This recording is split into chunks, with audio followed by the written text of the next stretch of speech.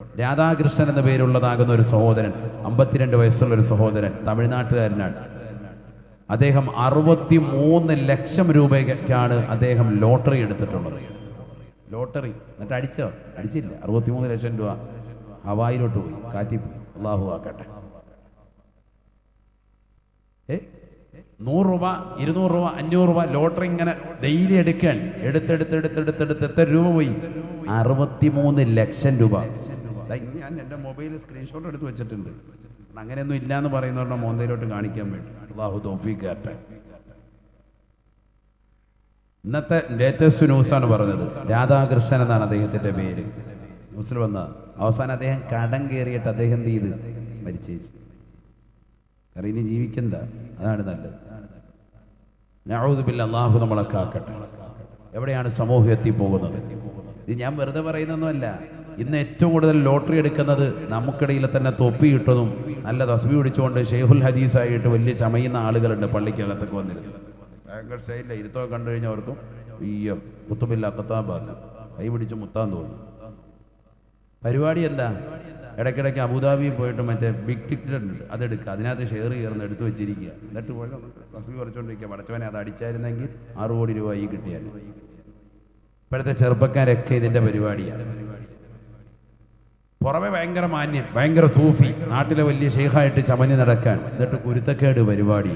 അതുകൊണ്ട് തന്നെ എന്തായി ഒന്നിനൊന്നിന് അള്ളാഹു തകർച്ചയിലേക്ക് എത്തിച്ചുകൊണ്ടിരിക്കാൻ. അള്ളാഹു കാത്തു സംരക്ഷിക്കണം. ഒരു പലിശയുമായിട്ടുള്ള ബന്ധപ്പെടൽ നിങ്ങൾ പാടില്ല. പലിശയുമായി ബന്ധപ്പെടുന്നവരെ ചൂട് നശിപ്പിക്കുമെന്നുള്ള വിശുദ്ധമായ ഖുർആനിന്റെ അധ്യാപനം കാറ്റിൽ പറത്തിയിട്ട് ഈ സമൂഹത്തിലെയും ഈ സമുദായത്തിലെയും സമുന്നതരായ വ്യക്തിത്വങ്ങൾ തന്നെ ഇത്തരത്തിലുള്ള മോശപ്പെട്ട പ്രവണതകളുമായി സമൂഹത്തിന് നിലകൊള്ളുകയാണ്. ഇഷ്ടം പോലെ ആളുകളുണ്ട് ലോട്ടറി എടുക്കുക. അവർക്കൊരു ഉദാഹരണം പറഞ്ഞു തന്നാണ്. നിങ്ങൾ ഇയാളെപ്പോൾ ആകരുത്.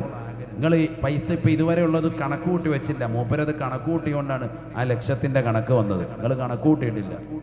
കണക്കൂട്ടിയാൽ നിങ്ങൾ തലയിലോട്ട് വീഴും. അള്ളാഹു മനസ്സാക്കി തിരിക്കാനുള്ള തൗഫീഖ് നൽകട്ടെ. അതുകൊണ്ട് അത്തരത്തിലുള്ളതാകുന്ന മോശപ്പെട്ട പ്രവണതകളൊക്കെ ഒഴിവാക്കി നിസ്കാരം തഖ്വയുമായിട്ട് ഒരുമിച്ച് കൂടാനാണ് ഈ വിലായത്തിന്റെ മർത്തബയിലെത്തിച്ച മഹാന്മാരുടെ ഉറൂസ് കൊണ്ട് അർത്ഥമാക്കുന്നത്. അല്ലാതെ കേവലം റാഹയായിട്ട് ഫുഡ് അടിച്ചിട്ട് ടാറ്റ ബൈ ബൈ അടുത്ത ഉറൂസിന് കാണാം എന്ന് പറഞ്ഞ് പോകാനല്ല. മനസ്സിലാക്കണം. ഫുഡടി മാത്രമല്ല എന്നർത്ഥം. ഈ പലിശ ഇടപാടും ഈ പറഞ്ഞതാകുന്ന മോശപ്പെട്ടതാകുന്ന ലഹരി ഉൽപ്പന്നങ്ങളുടെ കച്ചവടം, ബിസിനസ്, അതുമായുള്ള ബന്ധങ്ങളൊക്കെ വിച്ഛേദിച്ച് നമ്മളും നമ്മുടെ മക്കളും തഖ്വയിൽ അധിഷ്ഠിതമായ ജീവിതം നയിച്ച് മുന്നേറണം. അതിനെന്ത് വേണം? അതിനാണ് പറഞ്ഞത് നമ്മളും അറിവ് നേടണം, നമ്മുടെ മക്കൾക്കും അറിവ് കൊടുക്കണം. ഓ അംഫുസക്കും, നിങ്ങൾ നിങ്ങളുടെ ശരീരത്തെയാണ് ആദ്യം സൂക്ഷിക്കാൻ അല്ലാഹു പറഞ്ഞത്. ശേഷം പറഞ്ഞു വഅഹ്ലീക്കും, നിങ്ങൾ നിങ്ങളുടെ ഭാര്യയും നിങ്ങളുടെ മക്കളെയും നിങ്ങൾ ശ്രദ്ധിക്കണേ. നാറൻ, കത്തിജ്വലിക്കുന്ന നരകത്തെ തൊട്ട് ശരിക്കൊന്ന് സൂക്ഷിക്കണേ എന്ന് വിശുദ്ധമായ ഖുർആൻ. അല്ലാഹു തൗഫീഖ് നൽകട്ടെ. അതിനുവേണ്ടി എന്തെല്ലാം പ്രവർത്തിക്കണം അതൊക്കെ പ്രവർത്തിക്കണം. ഇല്ലെങ്കിൽ ഖബറിൽ പോലും ശിക്ഷയാണ്. അവരൊറ്റ ചരിത്രം പറഞ്ഞിട്ട് നിർത്താണ്. ശരിക്കും ശ്രദ്ധിക്കും. ഈസാ നബി അലൈഹിസ്സലാം ഒരു ഖബറിന്റെ സമീപത്തോടി ഈസാ നബി അലൈഹിസ്സലാം നടന്നു നീങ്ങവേ ആ ഖബറിനകത്ത് വല്ലാത്ത ശിക്ഷ കാണുകയാണ്. ഖബറിൽ കിടക്കുന്നതാകുന്ന മനുഷ്യനെ അദാബിൻ്റെതാകുന്ന മലക്കുകൾ അതിശക്തമായി ശിക്ഷിക്കുന്നതായി ദർശിക്കുകയാണ്. സുബ്ഹാനല്ലാഹ്. ബഹുമാനപ്പെട്ട ഈസാ നബി അലൈഹിസ്സലാം യാത്ര പോവുകയാണ്. അല്പനേരം കഴിഞ്ഞ് തന്റെ ആവശ്യം പൂർത്തീകരിച്ചിട്ട് ബഹുമാനപ്പെട്ടവർ അതേ സ്ഥലത്തൂടി തിരിച്ചു വരുമ്പോ ഏതൊരു ഖബർസ്ഥാനിലാണോ അതിശക്തമാകുന്ന കരച്ചിലും പ്രശ്നങ്ങളും പ്രയാസങ്ങളും കേട്ടത്, ശിക്ഷയുടെ മലക്കുകൾ നിന്നുകൊണ്ട് ബുദ്ധിമുട്ടിക്കുന്നത് കേട്ടത്, അതേ ഖബറിൽ നിന്ന് സന്തോഷത്തിന്റെ സ്വരങ്ങൾ കേൾക്കുകയാണ്. ബഹുമാനപ്പെട്ടവരെ കടന്നു വന്ന് നോക്കുമ്പോ സുബ്ഹാനല്ലാഹ്, കാരുണ്യത്തിന്റെ മലക്കുകൾ ആ ഖബറാകെ പൊതിഞ്ഞിരിക്കുകയാണ്. ഈസാ നബി അലൈഹിസ്സലാം അത്ഭുതം കൂറിക്കൊണ്ട് പടച്ച റബ്ബിനോട് ദുആ ചെയ്യുകയാണ്, അല്ലാഹുവേ എന്താണ് സംഭവിച്ചത്? ഈ ഖബറിൽ നടന്ന സംഭവ വികാസം എനിക്കൊന്ന് അറിയിച്ച് നൽകണേ അല്ലാ. ഈസാ നബി അലൈഹിസ്സലാം പടച്ച റബ്ബിനോട് ദുആ ചെയ്യേണ്ട താമസം അല്ലാഹു സുബ്ഹാനഹു വ തആല അറിയിച്ചു കൊടുക്കുകയാണ്, യാ ഈസാ ഇന്നഹു കാന ആസിയാ. ഈസാ നബിയേ ഈ മനുഷ്യൻ തെറ്റുകാരനായിരുന്നു, വലിയ പാപിയായ മനുഷ്യനായിരുന്നു, തെറ്റുകാരനാകുന്ന മനുഷ്യനായിരുന്നു, ഒരുപാട് തെറ്റുകുറ്റങ്ങൾ ചെയ്തിട്ടുള്ള മനുഷ്യനാണ്. പക്ഷേ അദ്ദേഹം ഇതാ മരണപ്പെട്ടു, ഖബറിലേക്ക് എത്തി, ഖബറിൽ ശിക്ഷ ഏറ്റുവാങ്ങാൻ തുടങ്ങി. അദ്ദേഹം മരിക്കുന്നതാകുന്ന സന്ദർഭത്തിൽ അദ്ദേഹത്തിന്റെ ഭാര്യ കാനത്ത് ഇംറാത്തുഹു ഹുബല, അദ്ദേഹത്തിന്റെ ഭാര്യ പരിപൂർണ ഗർഭിണിയായിരുന്നു. 9 മാസം 10 ദിവസം ഗർഭം ധരിച്ച ആ പെണ്ണ് കുട്ടിയെ പ്രസവിച്ചു, കുട്ടിയെ പഠിപ്പിച്ചു, ആത്മീയമാകുന്ന കലാലയത്തിലേക്ക് വേണ്ടി പറഞ്ഞയച്ചു. അങ്ങനെ അതാ മദ്രസയിലേക്ക് പറഞ്ഞു വിടുകയാണ്. ഫസല്ലമതുഹു ഇലൽ കുത്താബ്, സ്വന്തം മകനെ മദ്രസയിലേക്ക് പറഞ്ഞു വിട്ടു. സുബ്ഹാനല്ലാഹ്, മദ്രസയിലേക്ക് എത്തിയപ്പോൾ ഉസ്താദ് ആ കുട്ടിയെ ചേർത്ത് നിർത്തിക്കൊണ്ട് ആദ്യമായി പഠിപ്പിച്ചു കൊടുത്തു, ബിസ്മില്ലാഹിർ റഹ്മാനിർ റഹീം. കുട്ടിയത് ഏറ്റ് ചൊല്ലുകയാണ്, ബിസ്മില്ലാഹിർ റഹ്മാനിർ റഹീം. പരമകാരുണികനും ദയാലുവാകുന്ന അല്ലാഹുവിന്റെ നാമത്തിൽ ഞാനിതാ വിജ്ഞാനത്തിന്റെ ആധാരങ്ങൾ തുറക്കുന്നു എന്നർത്ഥം വരുന്നതായ പവിത്രമായ ബിസ്മി അങ്ങ് ചൊല്ലിത്തീരേണ്ട താമസം അതാ ഖബറിലേക്ക് അല്ലാഹു സുബ്ഹാനഹു വ തആല കാരുണ്യത്തിന്റെ മലക്കുകളെ പറഞ്ഞേക്കുകയാണ്. ഈ കുട്ടിയുടെ പിതാവ് ഖബറിൽ കിടന്നുകൊണ്ട് ശിക്ഷ അനുഭവിക്കുകയാണ്. വർഷങ്ങളായി പ്രയാസം അനുഭവിക്കുന്ന ആ മനുഷ്യന്റെ ഖബറിലേക്ക് മലായികത്തുർ റഹ്മത്തിലെ കാരുണ്യത്തിന്റെ മലക്കുകളെ ഞാൻ പറഞ്ഞേക്കാൻ കാരണം, അല്ലയോ പ്രിയപ്പെട്ട ഈസാ, എനിക്ക് വല്ലാത്ത ലജ്ജ തോന്നിപ്പോയി. അദ്ദേഹം ഇവിടെ ഖബറിൽ കിടന്നുകൊണ്ട് ശിക്ഷ അനുഭവിക്കുമ്പോ അദ്ദേഹത്തിന്റെ പ്രിയപ്പെട്ട പൊന്നമോന് ഭൂമുഖത്ത് വെച്ചുകൊണ്ട് എന്റെ നാമം ഉച്ചരിച്ചുകൊണ്ട് വിശുദ്ധമായ ഖുർആൻ ഓതുകയാണ്. ആ പൊന്നമോൻ ബിസ്മില്ലാഹിർ റഹ്മാനിർ റഹീം, റഹ്മാനും റഹീമും എന്ന് പറയുന്ന മഹനീയമായ 2 നാമങ്ങൾ ഉച്ചരിച്ചുകൊണ്ട്, വിശേഷ നാമങ്ങൾ ഉച്ചരിച്ചുകൊണ്ട്, കാരുണ്യമാണ് അല്ലാഹുവിൽ നിന്നുള്ളത് എന്നുള്ള വിശുദ്ധമായ വചനം ഉച്ചരിച്ചുകൊണ്ട് പ്രാർത്ഥിക്കുമ്പോ, ദുആ ചെയ്യുമ്പോ, ഫാത്തിഹ സൂറത്ത് ഓതുമ്പോ ആ പൊന്നമോന്റെ പ്രിയപ്പെട്ട ഉപ്പയെ ഞാൻ എങ്ങനെയാണ് ഖബറിൽ കൊറ്റുകൊണ്ട് ശിക്ഷിക്കുക ഈസാ? ഞാനത് വല്ലാതെ ലജ്ജിച്ചു പോയി. അതുകൊണ്ട് എൻ്റെ പ്രിയപ്പെട്ടതാകുന്ന അടിമക്ക് ഞാൻ ശിക്ഷയിൽ നിന്ന് മോചനം കൊടുത്തു. കാരുണ്യത്തിന്റെ മലക്കുകളെ ഖബറിലേക്ക് പറഞ്ഞയച്ചു എന്ന് ബഹുമാനപ്പെട്ടതാകുന്ന ഈസാ നബി അലൈഹിസ്സലാം പഠിച്ചു വെക്കേണ്ട പാഠമാണ്. സഹോദര സഹോദരി, തന്റെ പ്രിയപ്പെട്ട പൊന്നമക്കളെ വിശുദ്ധമായ ദീനിന്റെ കലാലയങ്ങളിലേക്ക് പറഞ്ഞേക്കുന്നതിലൂടെ കിട്ടുന്ന നേട്ടമാണ്. അല്ലാഹുവിന്റെ റസൂൽ സല്ലല്ലാഹു അലൈഹി വസല്ലമ തങ്ങൾ പോലും ലോകത്തോട് പഠിപ്പിച്ചില്ലയോ? ഒരു മനുഷ്യൻ മരണപ്പെട്ടാൽ 3 കാര്യങ്ങൾ മാത്രമാണ് അവന് പിന്നീട് പ്രയോജനം ചെയ്യുക. ഒന്ന് ജാരിയായ സ്വതക്കയാണ്, എന്നെന്നും നിലനിൽക്കുന്ന സ്വതക്കയാണ്. മറ്റൊന്ന് നീ പഠിച്ചെടുത്തിട്ടുള്ള അറിവാണ്, അത് തീർച്ചയായും നിനക്ക് പ്രയോജനപ്രദമാണ്. മൂന്നാമത്തത്, ഏതൊരു കുട്ടിയുണ്ടോ നിന്റെ പ്രിയപ്പെട്ട പൊന്നമോന് നല്ല അറിവ് പഠിപ്പിച്ചു കൊടുത്തു, സാലിഹായ പൊന്നമോനാണ് എങ്കിൽ അവൻ കൊണ്ട് നിനക്ക് പ്രയോജനം കിട്ടുമേ. അവൻ നിന്റെ ഖബറിന്റെ സമീപത്ത് വന്നുകൊണ്ട് ദുആ ചെയ്യുമേ എന്നും ഹബീബായ റസൂലുള്ളാഹി സല്ലല്ലാഹു അലൈഹി വസല്ലം. നാളെ മരിച്ചു പോകണ്ട എന്നുള്ള ചിന്തയുള്ളവരല്ലയോ? അടുത്ത സെക്കൻഡിൽ മരിക്കണമെന്നുള്ള ചിന്തയിൽ നമ്മൾ നിലകൊള്ളുകയല്ലയോ? എത്രയെത്ര ആളുകളാണ് മരിക്കില്ല എന്ന വിശ്വാസത്തോടുകൂടി മനോഹരമാകുന്ന ജീവിതം നയിക്കാമെന്ന് ആഗ്രഹിച്ചവർ, അവരൊക്കെ മരണത്തിന് കീഴടങ്ങി പോയില്ലയോ? അതുകൊണ്ട് വിജ്ഞാനത്തിന്റെ ശാഖോപശാഖകളിലേക്ക് തിരിയാൻ നമ്മൾ സന്നദ്ധ പ്രവർത്തിക്കണേ. നമ്മുടെ മക്കളെ ആത്മീയമാകുന്ന അറിവുകൾ കൊടുക്കാൻ പ്രത്യേകമായി ശ്രദ്ധിക്കണേ. കാരണം കാലം വളരെ മുസീബത്തിലേക്ക് പോയിക്കൊണ്ടിരിക്കുകയാണ്. മൂല്യച്യുതികൾ വർദ്ധിച്ച കാലഘട്ടമാണ്, കള്ളധികരിച്ച കാലഘട്ടമാണ്, ലഹരി ഉൽപ്പന്നങ്ങൾ അധികരിച്ച കാലഘട്ടമാണ്, അത് ഉപയോഗിക്കുന്ന ആളുകൾ അധികരിച്ച കാലഘട്ടമാണ്. അതിലൂടെ സ്വന്തം മാതാവ് ഏത്, പെങ്ങളേത്, ഭാര്യയേത്, കുടുംബമേത് എന്ന് തിരിച്ചറിയാൻ പോലും പറ്റാത്ത നിലയ്ക്ക് വ്യഭിചാര ക്രിയകളിലേക്ക് ആളുകൾ പോയിക്കൊണ്ടിരിക്കുന്ന കാലഘട്ടമാണ്. മോശപ്പെട്ട തലത്തിലേക്ക് കണ്ണും കാതും ശരീരത്തിന്റെ അവയവങ്ങളും പരിപൂർണമായി തിരിക്കുന്നതാകുന്ന ഘട്ടമാണ്. അള്ളാഹുവിലേക്ക് നമ്മുടെ കണ്ണുകളെ തിരിക്കട്ടെ, നമ്മുടെ കാതുകളെ പടച്ച റബ്ബിലേക്ക് തിരിക്കട്ടെ. അതിനേറ്റവും വലിയ ഉപയുക്തമാകുന്ന മജ്‌ലിസായി അല്ലാഹുവേ ഞങ്ങളുടെ ഈ മജ്‌ലിസിനെ നീ കബൂലാക്കണേ അല്ലാ. നമ്മുടെ മക്കളെ മദ്രസയിലേക്ക് പറഞ്ഞു വിടണേ, നമ്മുടെ മക്കളെ ദീനീ കലാലയങ്ങളിലേക്ക് പറഞ്ഞു വിടണേ. എത്രയെത്ര കലാലയങ്ങൾ മുസ്ലിം സഹോദര സഹോദരിമാർക്ക് ഇന്ന് കേരളത്തിൽ സുലഭമാണ്. ആത്മീയമാകുന്ന ഉന്നമനത്തിന് ഉതകുന്നതാകുന്ന ഏതെല്ലാം മഹനീയമായ കലാലയങ്ങളുണ്ടോ, അഹ്ലുസുന്നത്ത് വൽ ജമാഅത്തിന്റെ കലാലയങ്ങളുണ്ടോ, ആ കലാലയങ്ങളിലേക്ക് പറഞ്ഞയച്ചുകൊണ്ട് മക്കൾക്ക് ദീനീ ബോധനം കൊടുക്കൽ അനിവാര്യമാണ്. ഇല്ലെങ്കിൽ നാളെ ഖബറിന് സമീപത്ത് വന്നുകൊണ്ട് ഈ മക്കൾ നമുക്കെതിരെ സാക്ഷി പറയുന്ന ഘട്ടമാണ്. വാപ്പ മരിച്ചാൽ ഉമ്മ മരിച്ചാൽ തിരിഞ്ഞു നോക്കാത്ത മക്കളുള്ള കാലഘട്ടമാണ്. എൻ്റെ വാപ്പ എനിക്കൊന്നും തന്നില്ല എന്ന് പറഞ്ഞുകൊണ്ട് സമ്പത്തിന്റെ വിഷയത്തിൽ വഴക്കടിക്കുന്ന മക്കളുള്ള കാലഘട്ടമാണ്. അതുകൊണ്ട് മക്കൾക്ക് ആത്മീയമാകുന്ന പോഷണം കൊടുക്കൽ അനിവാര്യമാണ്. അല്ലാഹുവേ ഈ പറപ്പള്ളി മഖാമിന്റെ പരിസരത്ത് ഞങ്ങളെ തുടങ്ങി വെക്കുന്നതായ ദഅവാ കോളേജ് അത്തരത്തിലുള്ള സമുന്നതമായ കലാലയമായി നീ കബൂലാക്കണേ അല്ലാ, നീ സ്വീകരിക്കണേ അല്ലാ. മാത്രമല്ല ഇടയ്ക്കിടയ്ക്ക് അവൻ എന്ത് ചെയ്യും, വണ്ടി ഒന്ന് സ്ലോ ആക്കുമ്പോഴേ എങ്ങോട്ട് കൊണ്ടുപോകും, കാലാദ്യം ആക്സിലേറ്ററിന് എടുത്തിട്ട് എങ്ങോട്ട് കൊണ്ടുപോകും, ബ്രേക്കിലോട്ട് കൊണ്ടുപോകും. അതാണ് തഴവസ്ഥാനിന്റെ ആ വരിയിൽ വലിയൊരു മൂജസായ കലാമാണ്, ചെറിയ വാക്കും വിശാലമായ അർത്ഥവുമാണ്. ഇടയ്ക്കിടയ്ക്ക് ബ്രേക്ക് ഇട്ട് വേണം കൊണ്ടുപോകാൻ. നീ എത്ര വിദ്യാഭ്യാസം ഭൗതികത്തിൽ ഉയർന്നാലും നിന്റെ ആത്മീയത വിട്ടുപോകാൻ പാടില്ല. 5 നേരം നിസ്കാരത്തിന്റെ സമയമാകുമ്പോൾ ബ്രേക്ക് വരണം, ബ്രേക്കിലേക്ക് കാല് വരണം, നിസ്കാരം കറക്റ്റ് ആവണം.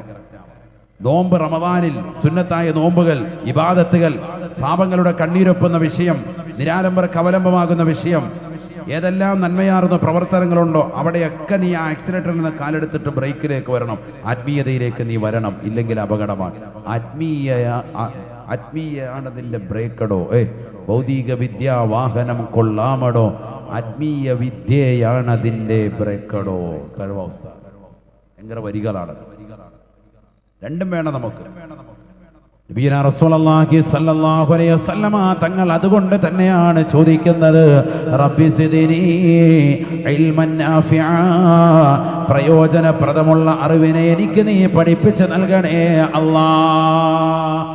എത്രയുണ്ട് അറിവ് ഈ ലോകത്ത്, എത്രയാ അല്ലാഹു നൽകിയിരിക്കുന്ന അറിവ്, എത്രയാ? വളരെ കുറഞ്ഞതേ ഉള്ളൂ.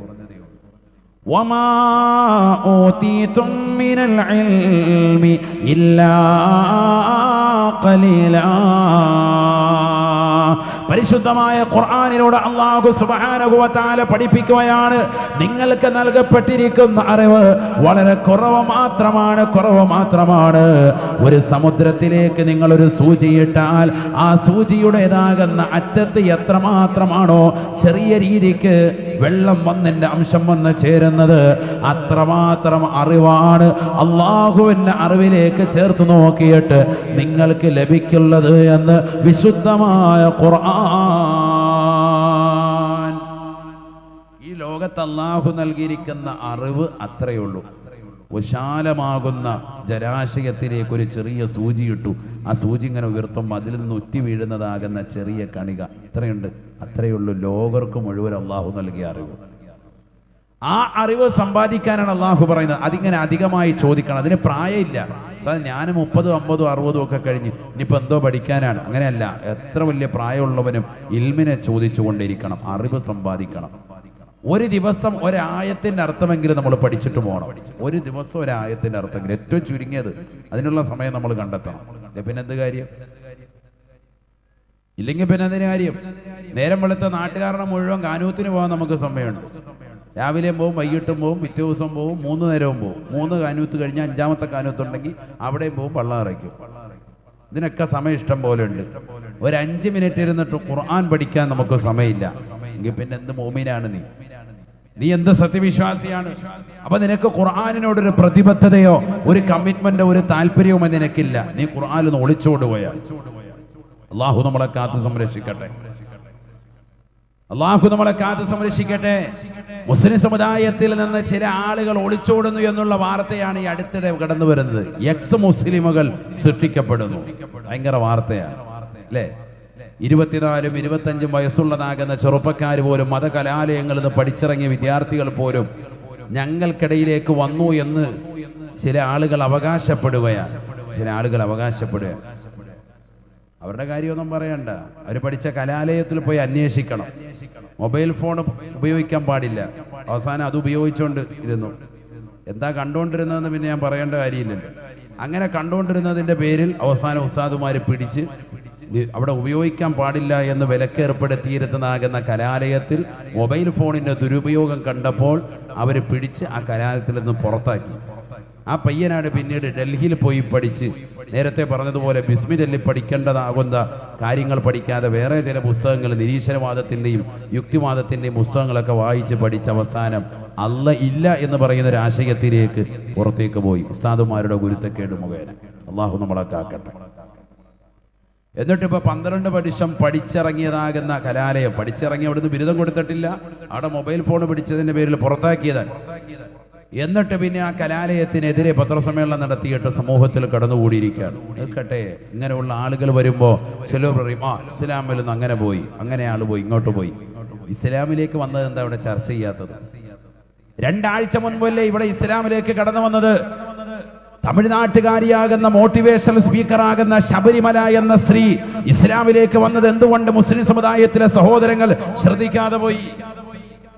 വിശുദ്ധമായ കാബയെ സാക്ഷി നിർത്തിക്കൊണ്ട് ലൈവ് വീഡിയോ ചെയ്തുകൊണ്ട് സോഷ്യൽ മീഡിയയിലൂടെ ലോകത്തേക്ക് ഉച്ചസ്വരം പ്രഖ്യാപിച്ചുകൊണ്ട് അവൾ പറഞ്ഞു, ലാ ഇലാഹ ഇല്ലല്ലാഹ് മുഹമ്മദ് റസൂലുള്ളാഹ് എന്നുള്ള തൗഹീദിന്റെ മഹരീയമാകുന്ന ആശയത്തിലേക്ക് ഞാനിതാ കടന്നു വന്നിരിക്കുന്നു.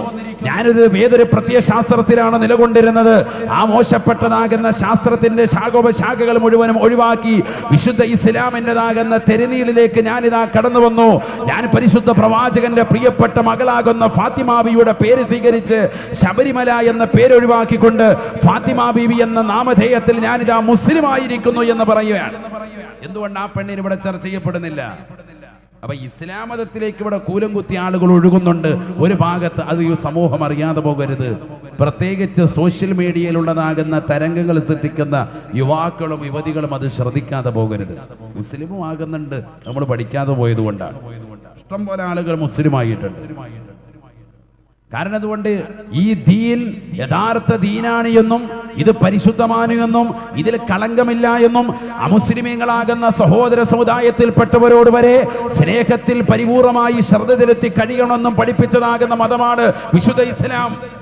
നിന്റെ അയൽവാസിയാകുന്ന ജോസഫിന്റെയോ നാരായണന്റെയോ പ്രിയപ്പെട്ടതാകുന്ന കുട്ടികൾ വീട്ടിൽ കടന്നുകൊണ്ട് പാതിരാത്രി സമയത്ത് പൊട്ടിക്കരയുന്നതാകുന്ന കരച്ചിൽ നീ കേട്ടാല് ആ പ്രിയപ്പെട്ടതാകുന്ന മക്കളെ ചേർത്ത് പിടിച്ച് നിന്റെ വീട്ടിലുള്ളതാകുന്ന മാംസാഹാരമോ കറിയോ അതിൽ ചാറൽപ്പം കൂട്ടിയിട്ടാണെങ്കിലും ആ മക്കൾക്ക് പോയി വിരുന്നൂട്ടണമെന്ന് പഠിപ്പിച്ചതാകുന്ന പ്രത്യയ ശാസ്ത്രമാണ് വിശുദ്ധ ഇസ്ലാം. അതുകൊണ്ടല്ലേ പാറപ്പള്ളി മഖാമിലേക്ക് ഇന്നും 10,000-കണക്കിന് ലക്ഷക്കണക്കിന് സഹോദര സമുദായത്തിൽ ഹൈന്ദവ സമുദായത്തിലും ക്രൈസ്തവ സമുദായത്തിലും പെട്ട ആളുകൾ ഈ മസാറ് തേടിക്കൊണ്ട് മഹാനുഭാവന്റെ പൊരുത്തം കാംക്ഷിച്ചുകൊണ്ട് ആളുകൾ കടന്നു വരുന്നത് എന്തുകൊണ്ടാണ്? വിശുദ്ധ ഇസ്ലാമിൻ്റെതാകുന്ന തേരോട്ടം, വിശുദ്ധ ഇസ്ലാം സംശുദ്ധമാണെന്നുള്ള തിരിച്ചറിവ് ഈ നാട്ടുകാർക്കുണ്ട്, ഈ സമൂഹത്തിനുമുണ്ട്, എല്ലാവർക്കും അറിയാം. പിന്നെ എന്തുകൊണ്ട് ഇസ്ലാമിനെതിരെ കുതിര കയറുന്നു? അത് അവസാന കാലഘട്ടത്തിൽ ഉണ്ടാകുമെന്ന് നമ്മുടെ ഹബീബ് മുഹമ്മദ് മുസ്തഫ സല്ലല്ലാഹു അലൈഹി വസല്ലം തങ്ങൾ പഠിപ്പിച്ചിട്ടുണ്ട്. അവസാന കാലഘട്ടമാകുമ്പോൾ ഒരു ഭക്ഷണത്തലികയിലേക്ക് ചുറ്റും നിന്നുകൊണ്ട് ആളുകൾ ആർത്തിയോടുകൂടി കൈയിട്ടുകൊണ്ട് കഴിക്കാൻ വേണ്ടി തുനിയുന്നത് പോലെ ഈ ഉമ്മത്തിന്റെ മേൽ ആക്രോശിച്ചുകൊണ്ട് ആളുകൾ ഒരുമിച്ച് കൂടും. ഈ അടുത്തിടെ നടന്ന പല വിവാദങ്ങളും അതിലേക്ക് തന്നെ സൂചികയാണ്. അതിൽ മുസ്ലിം സമുദായത്തിൽപ്പെട്ട ആളുകൾ പോലും സോഷ്യൽ മീഡിയയിൽ അത്തരത്തിലുള്ളതാകുന്ന വാദഗതികൾക്ക് ചുക്കാൻ പിടിച്ചുകൊണ്ട് അവർ തന്നെ കുറ്റപ്പെടുത്തി ഈ സമൂഹത്തിനെയും സമുദായത്തിനെയും പണ്ഡിതന്മാരെ വരെ തേജോവധം ചെയ്യാൻ വേണ്ടി കുറ്റപ്പെടുത്തിക്കൊണ്ട് ആളുകൾ തന്നെ എഴുതിയിട്ടതും എന്തുകൊണ്ടാണ്? ഈ സമുദായത്തെ പരിശുദ്ധ പ്രവാചകൻ പറഞ്ഞതുപോലെ പ്രതിക്കൂട്ടിലേക്ക് ആക്കാനുള്ള ഒരു ഭാഗം മാത്രമാണ്. അല്ലാതെ ആ പറഞ്ഞതാകുന്ന വർത്തമാനങ്ങളോ ശൈലികളോ അല്ലെങ്കിൽ ആ രൂപങ്ങളോ വിഷയങ്ങളോ ഒന്നും ദീനിൽപ്പെട്ടതല്ല എന്ന് ആരും പറയുന്നില്ല. എല്ലാവരും പറയുന്നുണ്ട് ദീനിൽപ്പെട്ടതാണ്. ആർക്കും ഒരു പ്രശ്നമല്ല. നമ്മൾ ദീൻ പഠിക്കാൻ തയ്യാറാകുന്നില്ല, അറിവ് നമ്മൾ സമ്പാദിക്കാൻ തയ്യാറാകുന്നില്ല, അറിവുള്ളവരെ ആദരിക്കാൻ നമ്മൾ തയ്യാറാകുന്നില്ല. ഇന്നത്തെ തലമുറ ഏത് വ്യക്തിയെയും തേജോവധം ചെയ്യാമെന്ന തലയിലേക്ക് നമ്മുടെ സോഷ്യൽ മീഡിയ തരംഗം എത്തിപ്പെട്ടിരിക്കുകയാണ്. ആരെയും ഏറിൽ നിർത്താം എന്നൊരവസ്ഥയിലേക്ക് എത്തി. നഊദു ബില്ലാഹ്, അള്ളാഹു നമ്മളെ കാക്കട്ടെ. അതുകൊണ്ട് എന്തു പറ്റി? ഈ സമുദായം എന്നും പ്രതിക്കൂട്ടില്ല. ഏത് രാത്രികളിലെ ചാനലിൻ്റെ ചർച്ച എടുത്ത് നോക്ക്, ഒന്നില്ലെങ്കിൽ നമ്മുടെ സഹോദരിമാരെ, അല്ലെങ്കിൽ നമ്മുടെ ഉസ്താദുമാരെ, അല്ലെങ്കിൽ ഈ സമൂഹത്തിലെ ഏതെങ്കിലും ഒരു വ്യക്തിയെ, തൊപ്പിയിട്ട ഒരു കാക്കായെ, അല്ലെങ്കിൽ മുസ്ലിം നാമധാരിയാകുന്ന ഏതൊരു വ്യക്തി, അദ്ദേഹത്തെക്കുറിച്ചല്ലാതെ ഒരു ചാനൽ ചർച്ചയും രാത്രിയിൽ അന്തിച്ചർച്ചയ്ക്ക് കുടപിടിക്കുന്നില്ല. ഇത് വാസ്തവമാണ്. യഥാർത്ഥത്തിൽ ദീൻ സംരക്ഷണമാണ്. വളരെ പവിത്രമായ മതം തന്നെയാണ്, എല്ലാവർക്കും അറിയാം. ഈ ദീൻ ലോകത്ത് മുഴുവൻ വിഭാവനം ചെയ്യുന്നത് സമ്പൂർണമായി സമാധാനമാണ്, ശാന്തിയുടേതാകുന്ന വിളക്കമാടമാണ് വിശുദ്ധ ഇസ്ലാം. എല്ലാവർക്കും അറിയാവുന്ന വസ്തുതയാണ്. അതുകൊണ്ടല്ലേ ദീനിലേക്ക് ധാരാളം ആളുകൾ കടന്നു വന്നത്. വിശുദ്ധമായ ഖുർആനിനെ ഇംഗ്ലീഷിലേക്ക് ട്രാൻസ്ലേറ്റ് ചെയ്തതാകുന്ന മർമ ഡൂൽ പിക്താൾ എന്ന് പറയുന്ന വ്യക്തി 1876 വിശുദ്ധമായ ഇസ്ലാമിലേക്ക് കടന്നു വരാനുണ്ടായ സാഹചര്യം വിശദീകരിക്കുന്നുണ്ട്. ചരിത്രം നമ്മൾ പഠിക്കണം. ലോകത്താദ്യമായി വിശുദ്ധമായ ഖുർആനിനെ ഇംഗ്ലീഷിലേക്ക് ട്രാൻസ്ലേറ്റ് ചെയ്ത വ്യക്തിയാണ്. എന്താ പേര്? മർമ ഡൂൽ പിക്താൾ എന്നാണ് അദ്ദേഹത്തിന്റെ പേര്. പേര് പറയാൻ പേടിയാണ്. കാരണം പെണ്ണുങ്ങൾ വേഗം പേന എടുത്ത് കുറിച്ചു വെക്കും. മകന് പേരിട്ട് കൊടുക്കാം, റാഹത്ത്. ഒരു പേരില്ലാതിരിക്കുമല്ലോ. ആരും ഇടാത്ത പേരാണ് ഇപ്പൊ എന്ത് ചെയ്യുന്നത്? മക്കൾക്ക് ഇടുന്നത്. അതാണ് അവസ്ഥ. മർമ ഡൂൽ പിക്താൾ എന്നായിരുന്നു പേര്. അദ്ദേഹം 1876 ഇസ്ലാം മതത്തിലേക്ക് കടന്നു വന്നു. നമ്മൾ ചിന്തിക്കണം, എന്താ കാരണം?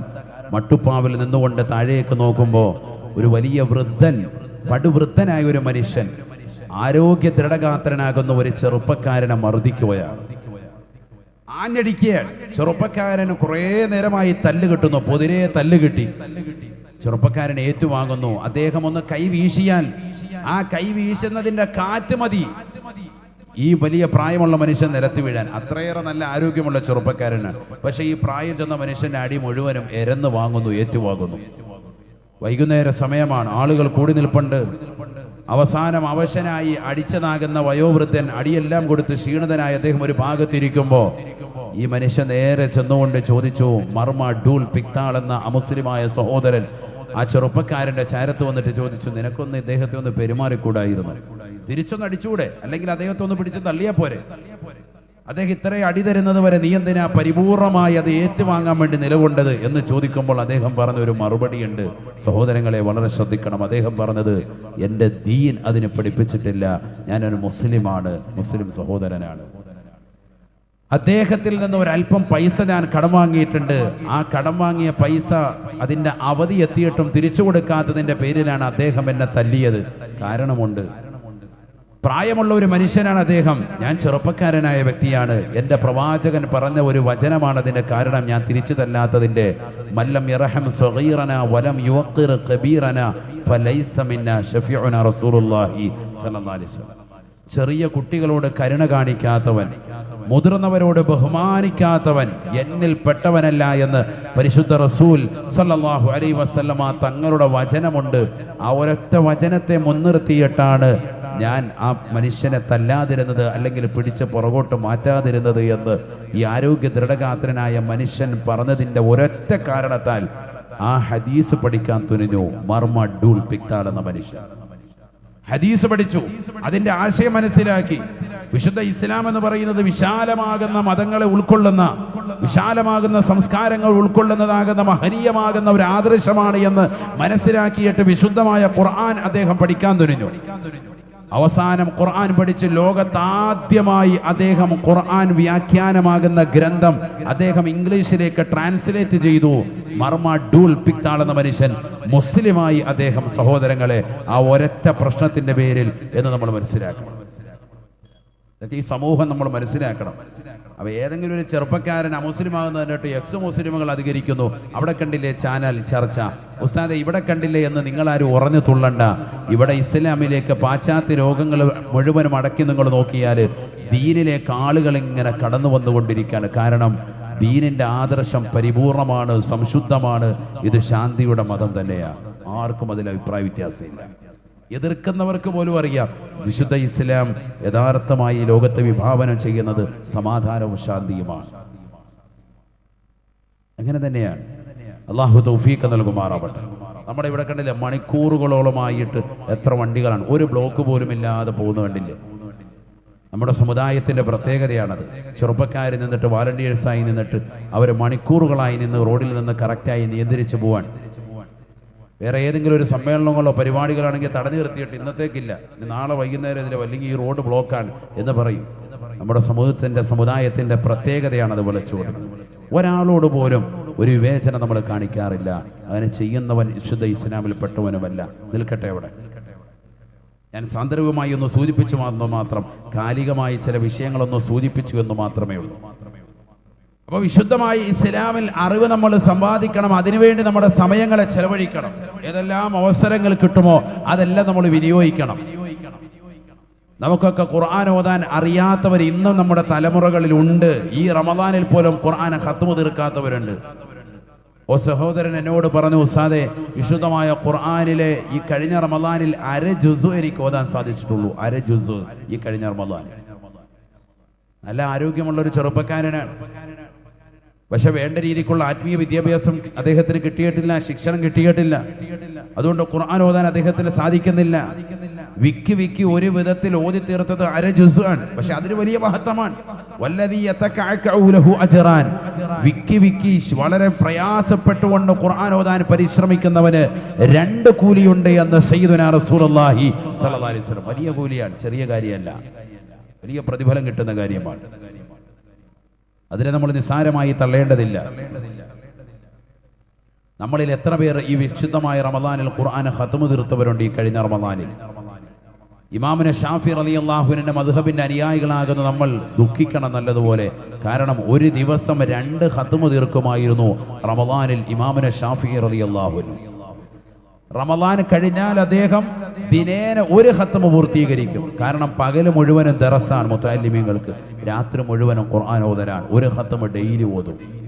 നോക്കണം, നമ്മൾ അവരുടെ ആയുസ് ഓരോ ദിവസം കഴിയുന്നവരും എത്ര ഖത്മുകളായി സഹോദരങ്ങളെ.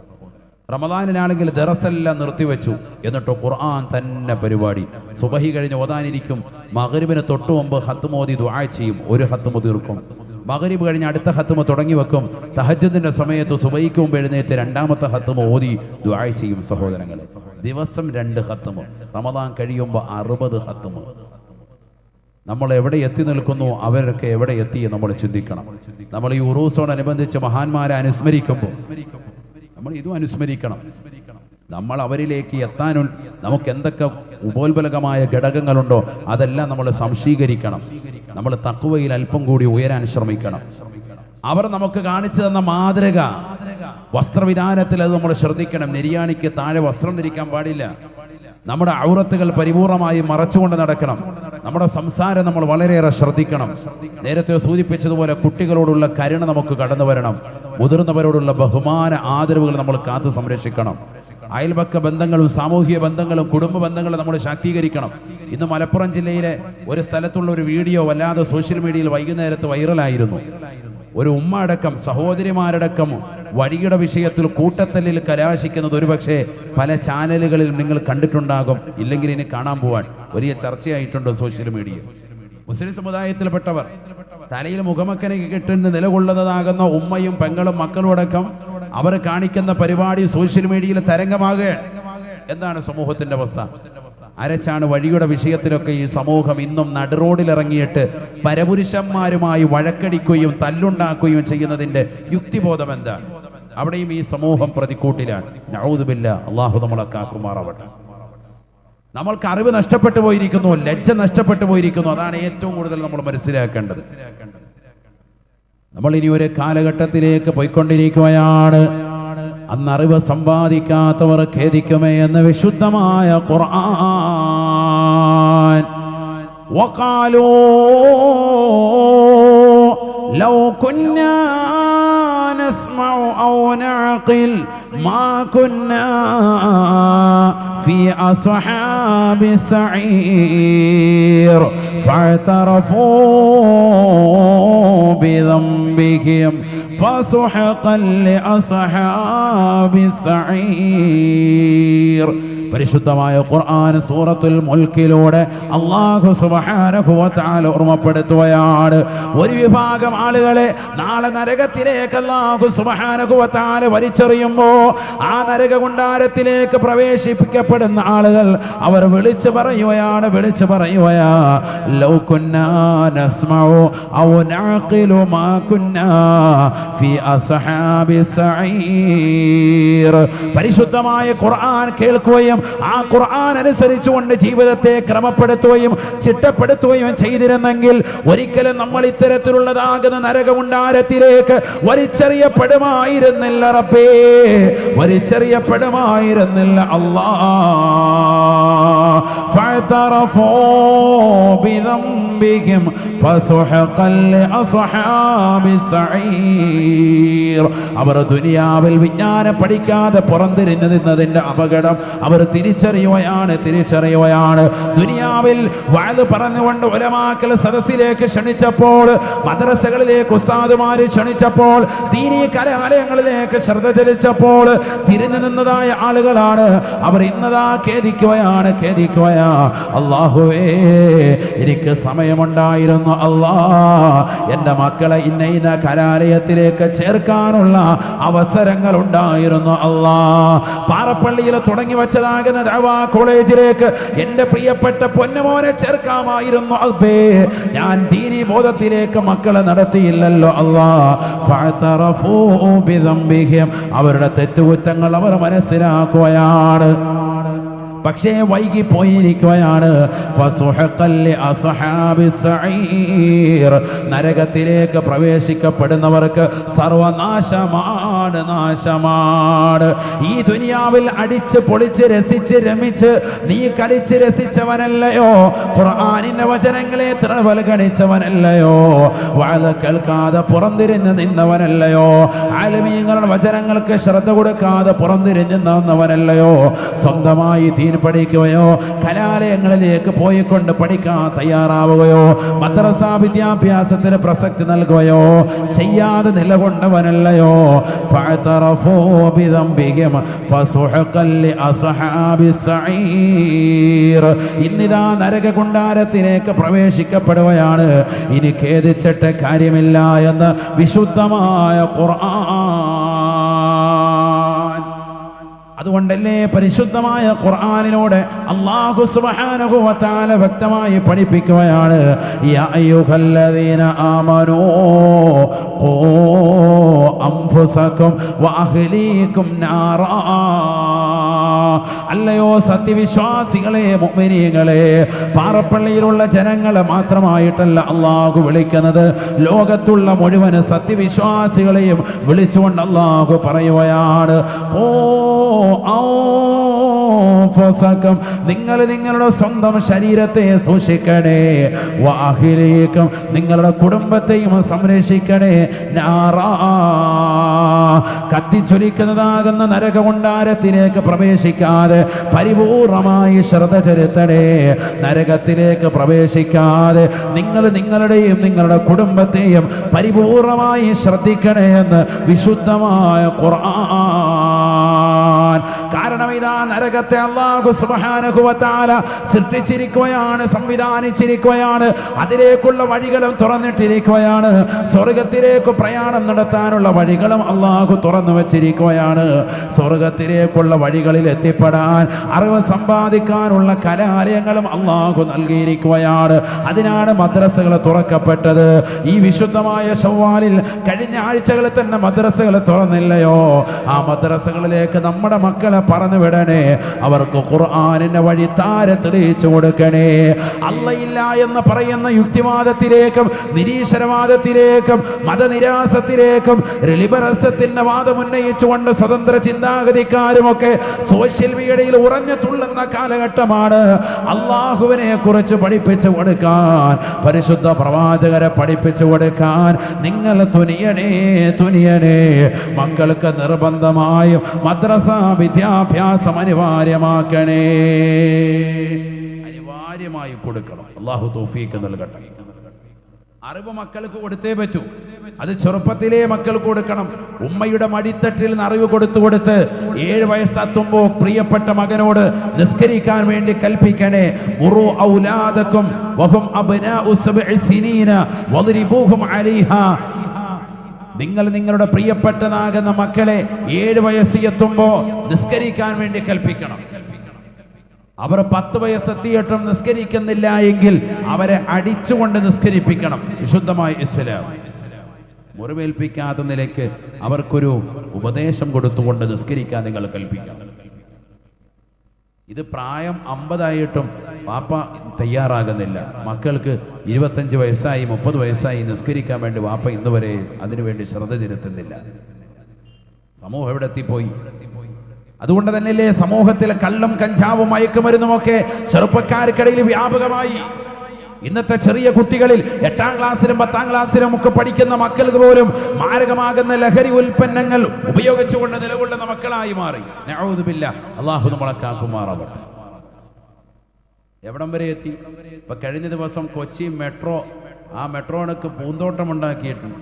ആ പൂന്തോട്ടത്തിൽ നോക്കുമ്പോൾ കഞ്ചാവിന്റെ ചെടി. എവിടെ ആളുകൾ 24 മണിക്കൂറും സഞ്ചരിക്കുന്നതാകുന്ന സംഭവമാണല്ലോ മെട്രോ. ആ മെട്രോയുടേതാകുന്ന പൂന്തോട്ടത്തിൽ പോലും ജനങ്ങൾ മുഴുവൻ പരസ്യമായിട്ട് നടക്കുന്ന സ്ഥലമാണ്. അവിടെ പോലും പൂന്തോട്ടത്തിൽ എന്ത് വെച്ച് പിടിപ്പിച്ചിരിക്കുന്നു? കഞ്ചാവിന്റെ ചെടി. അവസാനം CCTV നോക്കി പരിശോധിക്കാനിരിക്കുകയാണ് എക്സൈസ് അധികർ. ആരാണ് ഈ വന്ന് വെള്ളം ഒഴിക്കുന്നതെന്ന് കാണാൻ വേണ്ടി. ഇത് വളരണ്ടേ? ഇടയ്ക്കിടയ്ക്ക് വന്ന് വെള്ളം ഒഴിച്ചിട്ട് പോവാൻ. എങ്ങനെയുണ്ട് ആളുകൾ? എവിടെയൊക്കെയാണ്? അള്ളാഹു നമ്മളെ കാത്തു സംരക്ഷിക്കാൻ.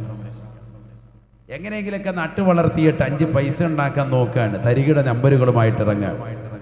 കണ്ണൂർ ജില്ലയിൽ നിന്നൊരു 2 ഭാര്യയും ഭർത്താവും ദമ്പതിമാര് കൊച്ചിയിൽ കഴിഞ്ഞ ദിവസം പിടികൂടി. ഈ കഴിഞ്ഞ മാസം എന്താ പരിപാടി? കേരളത്തിൽ പിടികൂടി ഏറ്റവും കൂടുതൽ 1.5 കോടി രൂപയുടേതാകുന്ന MDMA മാരകമാകുന്ന ലഹരി ഉൽപ്പന്നമാണ് ഭാര്യയും ഭർത്താവും കൂടി കച്ചവടം ചെയ്യുന്നത്. മുസ്ലിമിന്റെ കാര്യം പറയുന്നത്. അള്ളാഹു നമ്മളെ കാത്തു സംരക്ഷിക്കട്ടെ. ചെറിയ നല്ല താടിയൊക്കെ ഉണ്ട്, കണ്ടു കഴിഞ്ഞാൽ ചീഫ് ഇമാമാക്കാം. അതാണ് അവസ്ഥ. അള്ളാഹു കാത്തു സംരക്ഷിക്കട്ടെ. ആർക്ക്? ഭർത്താവിന്. അങ്ങനെ താടിയൊക്കെ വെച്ച് നല്ല റാഹത്തായിട്ട് ഇറങ്ങിയിരിക്കുകയാണ്. ഭാര്യയും ഭർത്താവും കൂടി കച്ചവടം, ബിസിനസ്. ഈ ഭാര്യയും ഭർത്താവും ഈ മാതാപിതാക്കൾ വേണം മക്കളെ ഉപദേശിക്കാൻ. അവരാണ് ഇറങ്ങിത്തിരിച്ചിരിക്കുന്നത് മാരകമാകുന്ന ലഹരി ഉൽപ്പന്നത്തിന്, കച്ചവടത്തിന്. നഊദു ബില്ലാഹ്. സമൂഹം എവിടെ എത്തിപ്പോയി? എങ്ങനെയെങ്കിലും ചുളുവിൽ പൈസ ഉണ്ടാക്കുക എന്നുള്ള ലക്ഷ്യമാണ്. നിങ്ങൾ ഇന്നത്തെ ഒരു വാർത്തയുണ്ടായിരുന്നു. ഇന്നത്തെ എൻ്റെ ഫോണിൽ ഞാൻ അതിൻ്റെ സ്ക്രീൻഷോട്ട് എടുത്തിട്ടുണ്ട്.